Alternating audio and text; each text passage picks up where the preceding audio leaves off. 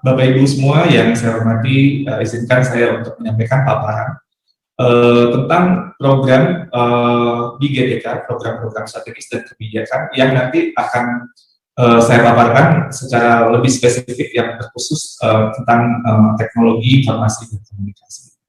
Paparan saya berjudul Merdeka Belajar dan Transformasi GTK, karena apapun yang kita lakukan di GTK merupakan rangkaian dari apa yang kementerian visikan, misikan, dan ingin mencapai target-target yang tentunya merupakan bagian dari pembangunan negara kita untuk mencapai cita-citanya, terutama yang paling dekat selain SDG 2030 adalah Indonesia Emas 2045. Jadi ini merupakan bagian dari itu semua. Tapi ini dari kacamata GTK. Lanjut. Ada 3 bagian dari presentasi saya. Pertama, tentang Merdeka Belajar dan Transformasi Pendidikan Indonesia. Lalu bagian kedua tentang transformasi dan program strategis GTK. Dan yang ketiga, transformasi digital GTK. Lanjut. Jika tadi mungkin Pak Jumeri lebih menggambarkan dengan konteks yang sangat berhubungan dengan murid sekolah gitu, maka saya akan mengatakan lebih dari bagaimana kita untuk mendukung dan pertama yang komponen terpenting di sini untuk memastikan itu terjadi yaitu guru-gurunya. Jadi bagaimana guru-guru kita dukung untuk belajar dan terus belajar supaya kemampuan dia untuk menjadi pendidik yang bisa menggunakan TIK secara positif, secara konstruktif dan produktif itu bisa terjadi. Tapi kita lihat dulu dalam konteks Merdeka Belajar. Lanjut. Merdeka Belajar, Bapak Ibu semuanya adalah ini berasal dari filosofi fondasi, itu adalah dari filosofi Ki Hajar Dewantara Bapak Pendidikan kita. Kalau kita lihat logo dari Kementerian Pendidikan dan Kebudayaan, di situ tertulis Tutuli Handayani. Sebenarnya ini merupakan rangkaian dari slogan yang sangat terkenal dari Bapak Pendidikan kita, yaitu Ingat Sosutulodor, Ingma Dia Mengekarso, dan Tutuli Handayani. Kalau diartikan terlep, ya di depan memberikan teladan atau contoh, di tengah memberikan semangat, dan di belakang memberikan dorongan. Tapi secara esensi, maksudnya ini adalah setiap pendidik itu harus tekan kontak. Menjadi seorang teladan. Menjadi guru itu sebenarnya sudah langsung tekan kontak menjadi seorang teladan bagi muridnya, bagi masyarakatnya. Menjadi guru, ingat Ingmadia Mangunkarso adalah menjadi seseorang yang membangkitkan semangat, bukan melemahkan semangat. Ia adalah seseorang yang harus setia pada nilai-nilai untuk menjadi motivator, inspirator. Ingmadia Mangunkarso dan Tutuli Handayani. Tutuli Handayani menjadi pemberdaya. Jadi memberikan dorongan itu esensinya adalah memberdayakan sehingga anak-anak murid kita menjadi mandiri atau merdeka. Jadi Tutuli Handayani itu merupakan sebuah rangkaian yang ujung-ujungnya bagaimana menciptakan manusia-manusia merdeka di dalam sistem pendidikan kita. Itulah sebenarnya esensi dari Merdeka Belajar, filosofi dari Merdeka Belajar. Lanjut. Nah, karena itu dalam konteks Merdeka Belajar, kita meletakkan apa sih tujuan dari Merdeka Belajar, yaitu pendidikan berkualitas bagi seluruh rakyat Indonesia. Inilah yang menjadi kunci utama atau tujuan utama dalam Merdeka Belajar. Di sini ada 3 komponen, yaitu pertama, bagaimana kita meningkatkan angka partisipasi atau sekolahkan anak-anak Indonesia, mereka harus masuk dalam sekolah. Lalu yang kedua, proses yang terjadi di sekolah itu harus berkualitas, kita dorong pembelajaran berkualitas, hasil belajar berkualitas, dan yang ketiga, tidak ada anak yang tertinggal, dengan kata lain distribusi secara merata, baik secara geografis maupun status sosial ekonomi. Jadi inilah pilar dari Merdeka Belajar. Nah, namun secret ingredient-nya, rahasia yang paling penting di sini adalah yang di pojok kiri Bapak Ibu, yang di pojok kiri, seluruh pemangku kepentingan pendidikan termasuk siswa menjadi agen perubahan serta memberikan pengaruh dan dukungan sepenuhnya. Ini adalah filosofi gotong royong. Tidak bisa pemerintah bergerak sendiri, tidak bisa pemerintah punya solusi yang paling baik sendiri. Pemerintah harus bagaimana melibatkan semua pemangku kepentingan, kita bersama-sama untuk berjuang, untuk kemudian mentransformasi pendidikan Indonesia dengan berbagai macam ide dan gagasan dan bersinergi bersama-sama. Inilah filosofi kita kembali pada kearifan lokal untuk mentransformasi, untuk melakukan leapfrogging, lompatan sehingga kita bisa mencapai cita-cita dari Merdeka Belajar, cita-cita dari transformasi pendidikan Indonesia, yaitu pendidikan berkualitas bagi seluruh Indonesia. Nah, di sini faktor ada unsur dari keluarga, ada dari guru, ada dari institusi pendidikan, tapi tidak cukup di situ saja. itu masyarakat juga harus bergerak, lalu juga dunia usaha, dunia industri, semuanya berkolaborasi untuk bersinergi menuju terciptanya pendidikan berkualitas bagi seluruh rakyat Indonesia. Lanjut ke slide berikutnya. Nah, jika kita lihat banyak sekali strategi, ada 10 kira-kira strategi, ini dari draft peta jalan pendidikan slide-nya, bahwa penekanan pada teknologi itu sebenarnya ada di semua, tapi secara spesifik di nomor 3 itu sebutkan bahwa membangun platform pendidikan nasional berbasis teknologi yang berpusat pada siswa. Sekali lagi, ujung-ujungnya kita harus berpusat kepada murid, interdisipliner, relevan, berbasis proyek dan kolaboratif. Inilah visi dari platform pendidikan nasional berbasis teknologi kita. Tentunya ini akan mendukung poin nomor 1, kolaborasi antar sekolah, peningkatan kualitas guru, poin nomor 2, dan seterusnya. Namun ini menjadi hal yang sangat penting, sehingga lebih spesifik ada penekanan pada bagaimana teknologi bisa untuk membantu kita menunjang pembelajaran yang berpusat kepada siswa. Dan juga kalau kita lihat di sebelah kanan, inilah yang menjadi tujuan. Apa sih tujuan dari bayangan merdeka belajar tersebut? Yaitu pertama, belajar menjadi sebuah pengalaman yang menyenangkan. Yang kedua, sistem itu terbuka, tidak eksklusif, tidak tertutup. Jadi kerjasama antar kepentingan, yaitu gotong royong tadi. Yang ketiga, guru adalah fasilitator dalam kegiatan belajar. Ini sudah lama digaungkan, tapi kita ingin menunjang ini, mengakselerasi ini sehingga peran guru lebih merdeka, lebih inovatif, sehingga bisa menjadi fasilitator, karena guru tidak satu-satunya sumber tentunya dalam dunia saat ini, banyak sekali, dan bagaimana meramu itu semua dalam filosofi merdeka belajar. Lalu kemudian pedagogi berbasis kompetensi dan nilai-nilai, kurikulum dan penilaian. Jadi pedagogi kita harus ada berbasis kompetensi dan nilai-nilai.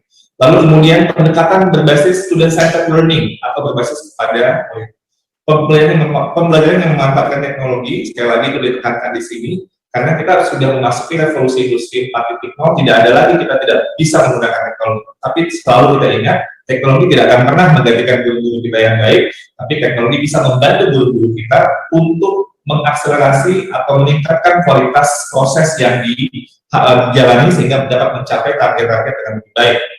Lalu kemudian program-program yang relevan dengan industri, kebebasan berinovasi, dan semua pemangku kepentingan menjadi agen-agen perubahan. Inilah ekosistem yang ingin kita hadirkan dalam transformasi pendidikan kita. Lanjut. Nah, lalu kemudian visi Kemendikbud apa? Gampangnya bagi saya, visi Kemendikbud itu adalah siswa. Jadi siswa itu adalah pokok utama dari bagaimana apa yang kita lakukan dalam Kementerian Pendidikan dan Kebudayaan.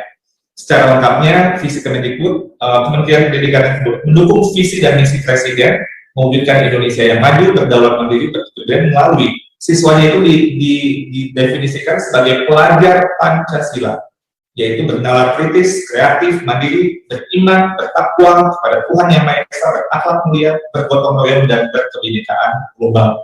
Jadi inilah gabungan antara kompetensi yang dibutuhkan secara global, tapi berulang berakar kepada filosofi kearifan lokal, yaitu nilai-nilai Pancasila. Lanjut. Ini ya, yang tadi sudah saya sampaikan, profil belajar Pancasila. Lanjut saja. Nah, kemudian bagaimana dengan GTK? Bagaimana dengan Direktorat Jenderal Guru dan Tenaga Pendidikan melihat dari menerjemahkan visi tersebut ke dalam guru dan tenaga pendidikan? Lanjut. Nah, secara singkatnya, kami memiliki sebuah kerangka transformasi bagaimana kita bisa melakukan mewujudkan visi dari Kemendikbud tersebut. Pertama, yang paling atas kita harus sama, align, bahwa tujuan itu adalah bagaimana mewujudkan pelajar Pancasila atau siswa. Ini menjadi kerangka utama cara kita berpikir. Jadi tidak hanya berhenti kepada beberapa guru yang sudah mendapat pelatihan, tapi bagaimana kemudian pembelajaran guru, pelatihan-pelatihan yang kita lakukan untuk semua guru dan tenaga pendidikan kemudian berdampak kepada hasil belajar siswa. Kalau hanya jumlah saja atau wah guru sudah mendapat pelatihan ini dan itu sudah 300.000 dan sebagainya, tapi kemudian hasil siswanya tidak berubah, berarti kita belum melaksanakan tugas dengan baik. Jadi selalu cara berpikirnya tidak hanya checklist bahwa sudah selesai pelatihan guru atau pendidikan guru, tapi harus terus memantau dan terus kita track apakah bisa menghasilkan dampak kepada apa yang ingin kita cita-citakan, yaitu pembelajaran siswa yang semakin berkualitas. Lalu tadi Pak Dirjen Pordasnya sudah menjelaskan tentang sekolah penggerak. Jadi tentunya di sini ekosistem tempat belajarnya siswa itu adalah sekolah-sekolah, dan kita ingin ada sekolah-sekolah penggerak. Filosofi penggerak ini juga filosofi gotong royong tadi sebenarnya Bapak Ibu, karena penggerak ini nanti juga ada saya menjelaskan tentang guru penggerak, ya, sekolah penggerak, guru penggerak dan sebagainya. Tapi filosofinya itu adalah dia tidak bisa hanya merasa puas dia baik sendiri, dia bagus sendiri. Jadi seorang guru berprestasi itu sebenarnya tidak bermanfaat, tidak ada dampaknya kepada ekosistem sebelum dia kemudian memberikan semacam sharing atau berbagi dengan guru-guru lain. Sekolah juga sama, nggak bisa di sekolah unggul sendiri, dia harus bisa membuat yang lain juga sama baiknya dengan dia. Jadi ini adalah cara kita di Indonesia, filosofi gotong royong untuk kita maju bersama-sama. Jadi ini kita terus kuatkan, simpul-simpul di mana baik itu institusi maupun para guru tenaga pendidikan untuk bisa bersinergi, berkolaborasi, saling berbagi dan belajar satu sama lain. Nah, program kami, program prioritas di Direktorat Jenderal Guru dan Tenaga Pendidikan itu kurang lebih ada lima area utama. Pertama adalah transformasi kepemimpinan. Transformasi kepemimpinan ini menjadi sangat penting karena ternyata salah satu yang mungkin selama ini dari refleksi kita yang kurang mendapat perhatian utama itu adalah kepemimpinan pendidikan. Dan pada saat yang sama kita melihat dari studi komparatif atau juga dari berbagai macam yang pengalaman-pengalaman yang kita sudah lalui sebelumnya, sekolah itu bagus, biasanya kepala sekolahnya bagus, atau ekosistem sekolahnya, kepemimpinannya bagus. Jika kepemimpinannya itu diganti, itu biasanya agak labil sistem sekolahnya atau sekolah. Nah, dengan budaya Indonesia yang sangat paternalistik, peran pemimpin ini luar biasa pentingnya. Kita percaya bahwa kita harus melakukan sebuah investasi yang luar biasa untuk kepemimpinan pendidikan, dengan menempatkan orang-orang yang betul-betul memahami tentang bagaimana pembelajaran berpusat pada murid itu dilakukan. Dan juga bagaimana dia bisa menjadi teladan, ingat sosok Tolodo bagi guru-guru yang lain juga dengan menjadi mentor atau menjadi coach buat guru-guru lain untuk meningkatkan kompetensi, sehingga dia menjadi seorang instructional leader. Jadi kita menekankan pada filosofi instructional leadership. Nah, di sini tentunya sebuah hal yang akan menjadi berubah nantinya adalah peningkatan kompetensi guru. Itu lebih pertama dan terutama sekali berbasis sekolah dulu. Sebelum nanti tentunya bisa untuk pergi dengan sekolah lain atau dengan guru lain, tapi harus muncul dari sekolah dulu. Dan ini hanya bisa jika pemimpinnya itu memahami, menjadi instructional leader, memahami bagaimana pembelajaran berbasis pada murid dilakukan, dan dia juga bisa menjadi mentor atau coach buat guru lain. Sehingga ekosistem budaya belajar itu dimulai dari sekolah. Budaya belajar di antara para guru, di antara para pendidik yang ada di sekolah itu sangat penting. Karena itu kita percaya bahwa kepemimpinan pendidikan ini adalah bagian penting dari transformasi untuk sistem pendidikan kita. Lalu yang kedua, transformasi PPG Prajabatan. PPG Prajabatan kita melihat bahwa sekali lagi dari studi komparatif, dari berbagai literatur dan juga dari pengalaman kita sendiri bahwa jika kita betul-betul menjaga kualitas pendidikan calon guru kita, kedepannya nanti itu akan jadi jauh lebih mudah. Kita juga melihat negara-negara yang sudah lebih established, lebih mapan dalam konteks sistem pendidikannya, mereka melakukan investasi dan juga proteksi yang luar biasa terhadap kualitas calon-calon guru. Dan inilah yang menjadi kunci nanti pada kelanjutan di karir guru tersebut.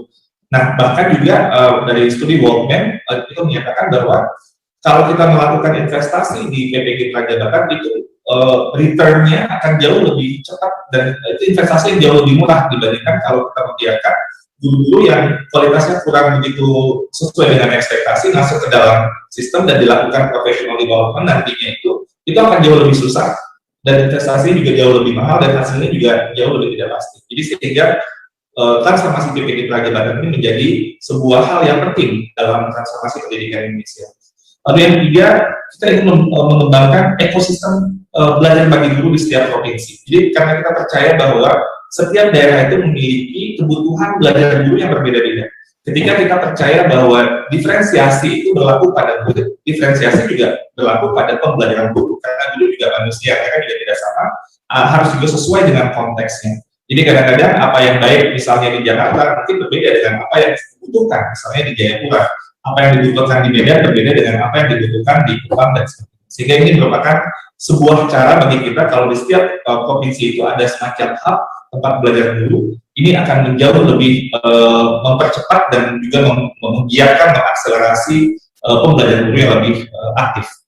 Lalu yang keempat, yang tadi filosofi gotong royong, nggak bisa sendirian pemerintah bukan satu-satunya yang bisa memiliki solusi. Bagaimana komunitas-komunitas pendidikan, simpul-simpul di masyarakat, baik itu organisasi, baik itu mungkin yayasan dan sebagainya, bisa kemudian membuat kolaborasi bersinergi bersama-sama, tapi kita satu tujuan kita adalah bagaimana pembelajaran siswa bisa jadi lebih baik. Dan yang terakhir, 1, 2, 3, 4 tidak akan mungkin terjadi tanpa adanya revisi, regulasi, dan tata kelola SDM.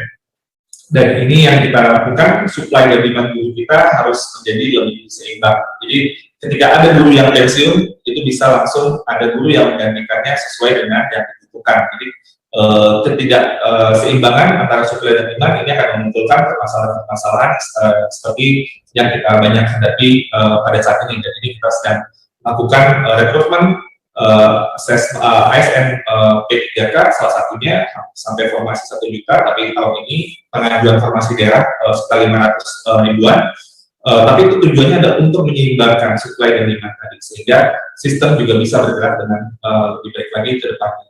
Semua program ini tidak bisa berjalan, ada program di bawahnya, ada kebijakan-kebijakan yang lain, teknologi, assessment, kurikulum, semuanya adalah bagian dari semua. Dan inilah cara kita melihat 1, 2, 3, 4, 5 menopang visi Kemendikbud tadi menuju terciptanya pelajar Pancasila. Lanjut. Nah, saya spesifik kepada transformasi digital. Nah, transformasi digital seperti apa dalam konteks guru dan tenaga pendidikan. Lanjut. Bapak Ibu yang saya hormati, tentunya disrupsi selama pandemi ini luar biasa. Namun kita semua tahu dari berbagai cerita dan berbagai kunjungan yang saya lakukan itu memperlihatkan ketangguhan guru Indonesia termasuk sampai di pelosok-pelosok untuk menyikapi pandemi ini dengan positif, dengan sebagai opportunity to learn, kesempatan untuk belajar. Seperti juga di PBB itu sudah dinyatakan bahwa ini adalah kesempatan untuk melakukan reimajinasi, revitalisasi pendidikan. Lanjut. Ada beberapa hal yang paling penting di sini. Bagi saya yang terpenting itu sebenarnya bukan kita lebih memiliki keterampilan yang lebih baik, itu juga bagus tentunya, itu menurut saya juga hal yang baik. Tapi yang lebih penting lagi adalah perubahan mindset Bapak Ibu, dan ini yang kami lihat selama masa pandemi ini. Terjadinya sebuah perubahan mindset di antara para guru-guru kita. Ini membawa harapan, ini menguatkan semangat kita, sehingga kedepannya kita bisa lebih baik lagi dengan lebih positif, dengan lebih yakin lagi ya. Jadi ada beberapa hal. Satu, sikap mental untuk nyaman dengan ketidaknyamanan. Nyaman dengan ketidaknyamanan. Ini sangat tidak mudah. Karena fitrah manusia itu adalah mencari kenyamanan, bukan mencari ketidaknyamanan. Tapi sekarang dengan pandemi ini karena harus gitu ya, tidak ada pilihan, melakukan berbagai macam perubahan-perubahan, penyesuaian-penyesuaian supaya bisa tetap pembelajaran bisa tetap terjadi walaupun ya tidak sama sekali gitu. Dan ini sebenarnya sikap nyaman dengan ketidaknyamanan merupakan bagian yang komponen yang penting untuk budaya inovasi. Tidak mungkin ada budaya inovasi yang kita inginkan hadir di sekolah-sekolah kita tanpa ada sebuah sikap mental untuk nyaman dengan ketidaknyamanan. Karena budaya inovasi ini selalu terus bergerak. Kalau ini sudah baik, gimana ya bisa lebih baik lagi? Gimana ya bisa lebih baik? Jadi dia tidak pernah merasa betul-betul settle, betul-betul nyaman. Dia akan terus bergerak mencari cara yang lebih baik lagi. Inilah yang menurut saya hal yang penting sekali perubahan mindset dari ekosistem pendidikan kita. Nah, yang kedua adalah sikap pembelajar. Di sini yang paling penting adalah kemauan untuk belajar. Belajar tiba-tiba bukan lagi masalah tentang dapat surat tugas dari kepala sekolah atau dari dinas ditugaskan untuk ikut workshop dan sebagainya, tapi terjadi secara lebih organik. Munculnya komunitas belajar dulu di mana-mana, guru-guru mengambil inisiatif dan guru tiba-tiba berkemauan belajar satu sama lain gitu. Dan webinar-webinar gratis yang sering muncul ini menunjukkan gaya belajar guru-guru Indonesia yang tertransformasi, yang tadinya sangat birokratis, terstruktur gitu ya, terlembagakan gitu, tiba-tiba sekarang terjadi secara organik. Dan ini jauh lebih cepat, jauh lebih berdampak daripada cara yang sangat birokratis yang biasanya terjadi itu. Jadi menurut saya ini adalah sebuah sikap perubahan mindset yang baru. Jadi belajar nggak nunggu-nunggu, jadi tinggal kalau mau itu bisa cari kesempatan, dan banyak sekali peluang-peluang yang ada pada saat ini dengan berbagai webinar-webinar dan komunitas belajar kita. Dan orientasi belajarnya itu mulai bergeser dari tadinya mungkin ngumpulin sertifikat untuk bisa ada kredit dan sebagainya, tapi sekarang lebih kepada bagaimana mereka bisa untuk memecahkan pembelajaran murid, masalah-masalah pembelajaran murid, jadi orientasi kepada murid. Karena di satu kelas tadinya mungkin satu lesson plan, satu RPP gitu ya, bisa buat semua. Sekarang tiba-tiba ada murid yang bervariasi kondisi keluarganya. Ada yang punya gadget, tidak punya gadget, ada yang punya gadget, tidak ada internet, ada yang punya gadget, punya internet, tapi dipakai rame-rame sama 3 bersaudara, 5 bersaudara, atau tetangga juga ikutan, sepupu juga ikutan. Ada yang bagi sama dengan orang tua, dan berbagai macam kondisi yang tidak sama. Ada yang perlu harus keliling karena nggak ada sinyal, harus membagikan modul-modul dan sebagainya. Dan ini merupakan orientasi yang sebenarnya berpusat pada murid tadi, karena kebutuhan murid kan berbeda-beda. Nah, mindset ini terbentuk selama pandemi ini. Jadi menurut saya adalah hal yang sangat baik sekali. Dan yang tentunya dengan teknologi, kecemasan terhadap penggunaan teknologi itu. Teknologi kita tahu dari awal, karena dari awal seperti yang saya sampaikan, mereka belajar dari awal sudah ada spesifik khusus untuk teknologi, menjadi perhatian khusus. Bahwa guru-guru Indonesia itu sebenarnya bukan tidak bisa, tapi cemas. Jadi ada anxiety yang sangat tinggi dalam penggunaan teknologi. Nah, dalam pandemi ini tiba-tiba kecemasan itu menurun secara drastis. Jadi guru-guru kita, bahkan yang senior-senior pun, itu sudah semakin terbiasa dengan menggunakan teknologi. Jadi sudah lebih eksperimentasi dan sebagainya. Dan ini bisa kita lihat dari beberapa data. Lanjut, data kita misalnya nah ini dari survei ya, ini dari survei belajar dari rumah tahun lalu. Kita lihat bagaimana ini ya, mungkin ini relatif semuanya meningkat. Jadi ada bagaimana sih teaching and learning selama pandemi di Indonesia gitu ya. Ini bagian pertama, nomor 1, guru memberikan soal-soal gitu ya, atau latihan-latihan. Kedua, guru menugaskan murid untuk membaca buku teks.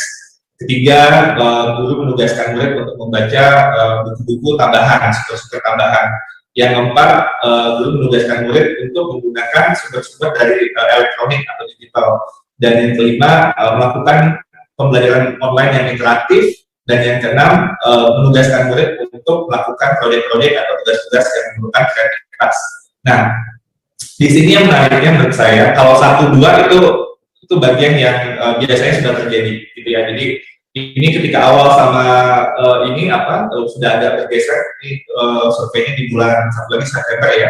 Jadi dari April sampai September itu, ya mungkin awalnya kaget, itu kemudian udah mulai terbiasa. Jadi agak tetap meningkat ya. Lalu kemudian kalau 4-5 itu ya karena langsung switch ke teknologi ya, teknologi juga meningkat penggunaan. Tapi yang menarik bagi saya adalah nomor 3 dan nomor 6. Ini menurut saya mungkin jarang terjadi sebelumnya.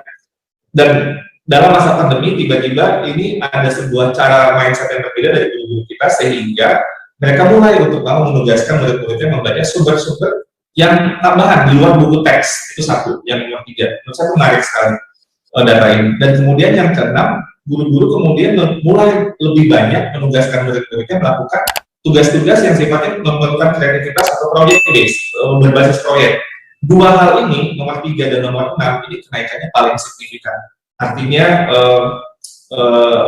ada sebuah upaya eksperimentasi dari guru-guru kita selama pandemi ini, tiba-tiba dia coba cara yang selama ini tidak pernah mungkin kita gunakan. Jadi ini sangat positif sekali untuk pembelajaran di Indonesia.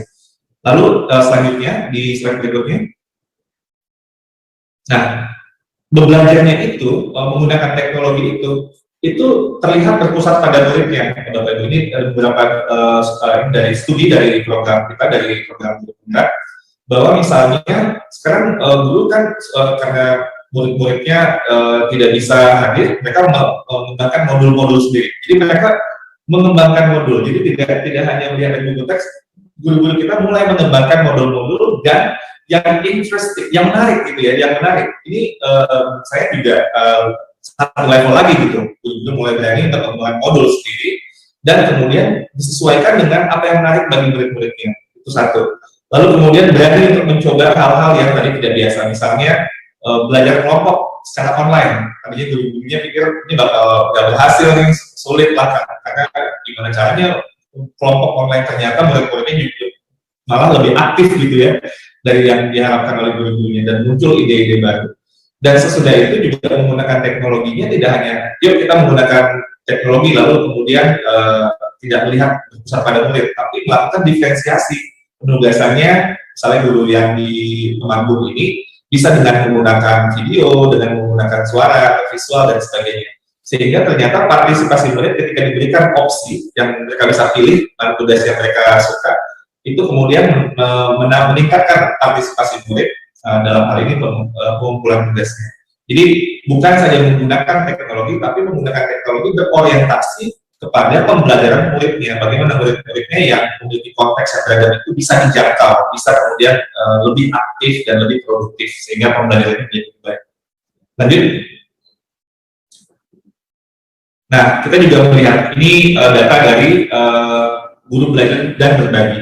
Jadi GTK itu memiliki guru belajar dan berbagi, di mana guru-guru bisa mengambil bimbingan teknis atau pelatihan secara mandiri, secara daring, dan sampai Oktober, dari Oktober sampai sekarang itu sudah sekitar lebih dari 1 juta yang ikut, dan 731.000 lebih guru sudah menyelesaikan baik itu BIMTEK ataupun pelatihan secara sukarela. Jadi ini bukan ada surat tugas ini Bapak Ibu. Ini luar biasa, ini sangat menggembirakan menurut saya. Ini baru mulai dari Oktober ya. Jadi guru-guru kita sangat aktif dalam sekali lagi komunitas belajar dan terbiasa dengan menggunakan lebih terbiasa menggunakan belajar secara daring.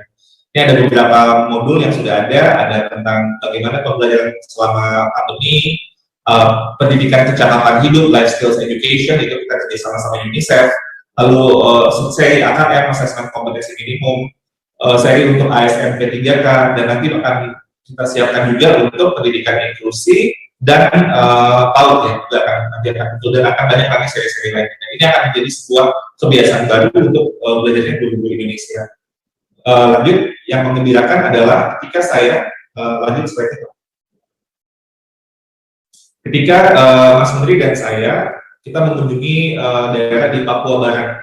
Di sini kita mengunjungi ini guru-guru yang ada di sebuah pulau namanya Pulau Sok, pulau yang terpencil, daerah 3T. Ternyata di sana, ya kita naik turun lah ya, ada guru-guru, 2 orang guru yang sudah menyelesaikan modul dari guru belajar dan berbagi.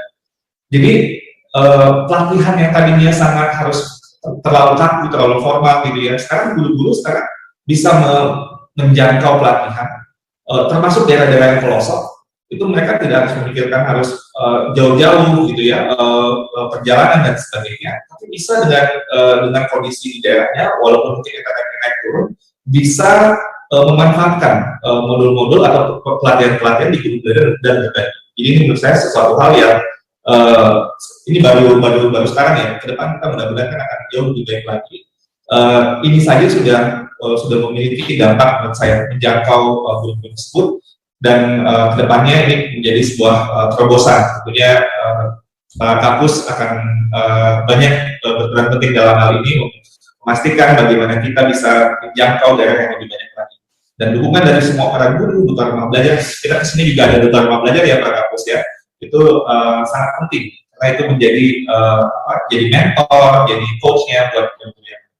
Oke, lanjut. Modelnya bukan hanya dari top down, ini adalah guru berbagi. Guru berbagi ini atau ayo guru berbagi ini modelnya adalah crowdsourcing. Jadi guru-guru saling share tentang modul-modul atau mungkin lesson plan, FPP mereka, ide-ide pembelajaran satu sama lain di dalam sebuah platform, lalu mereka bisa saling berinteraksi ya, bisa memberikan likes gitu, atau bisa mendownload kalau itu memang sesuai dengan konteks mereka. Ini sampai saat ini platform ini dari tahun udah hampir setahun ya, April 2020 sudah diakses hampir 80 juta kali Bapak Ibu. Ada 350.000 pengguna aktif dan sudah ada 78.000 FPP yang ada. 7.800 artikel tentang pembelajaran dan refleksi, dan sudah di-download 21,5 juta kali. Dan mereka tidak hanya dalam konteks berbagi ide, tapi juga melakukan aksi kolaborasi yang lebih banyak merupakan pelatihan-pelatihan di mana guru satu sama lain saling membantu, dan ini gratis ya. Jadi untuk mana nih yang merasa sulit, itu mereka kemudian membentuk sebuah aksi-aksi kolaborasi, saling berbagi dengan guru yang lain. Ini sangat positif sekali. Lanjut. Mohon izin Pak Dirjen. Udah habis ya? Ya, jadi mungkin Pak Dirjen bisa dipersingkat lagi, kita akan masuk pada sesi pertanyaan. Baik, silakan lanjut ke slide yang selanjutnya. Mungkin satu hal lagi yang ingin saya sampaikan. Lanjut. Oke, nah GTK juga melakukan ini pelatihan Google Master Trainer dan juga fasilitasi ujian level 1 Google Certified Educator. Di mana di sini ini udah 3 batch ya dari GTK. Di siapa saja yang bisa ikut, di sini ada para widyaswara, ada guru-guru, ada pengembang teknologi pendidikan, ada duta rumah belajar. Nggak tahu ya apakah ada yang di sini yang sudah ikut yang difasilitasi oleh GTK dan teman-teman dari Pusdatin. Dan di sini lanjut kita bisa melihat hasilnya untuk batch 2 misalnya. Lanjut slide-nya. Kita bisa melihat bahwa nah pesertanya 280 ya kan, tapi mereka melakukan pengimbasan sehingga akhirnya dari 280 itu nyampe ke 35.000 lebih. Ini kan semangat berbagi tadi itu, dan menjangkau 34 provinsi, 492 kabupaten kota, dan ternyata juga ada yang lulus 137. Ini Google Certified Educator ini level internasional ya, level dunia loh ini. Jadi artinya guru-guru kita memiliki sertifikasi setara itu. Jadi ini sangat membanggakan sekali, dan GTK akan terus melakukan hal-hal seperti ini buat para guru-guru dan pendidik lainnya. Dan yang terakhir adalah kita tahu bahwa slide selanjutnya terakhir akan ada super app ya, di mana guru-guru akan menggunakan apps ini sedang kita kembangkan bagaimana membantu guru untuk mengajar, belajar, dan dalam konteks karir. Jadi ini akan jadi satu kesatuan. Kita ada super app yang nantinya mudah-mudahan akan diluncurkan dalam waktu mungkin beberapa waktu lagi. Ini masih terus berproses, tapi ini adalah sebuah terobosan yang nanti akan membantu guru-guru kita semakin baik lagi. Terima kasih. Mungkin dari saya kembalikan kepada Pak Moderator. Corong Edukasi, pusat informasi pendidikan terupdate.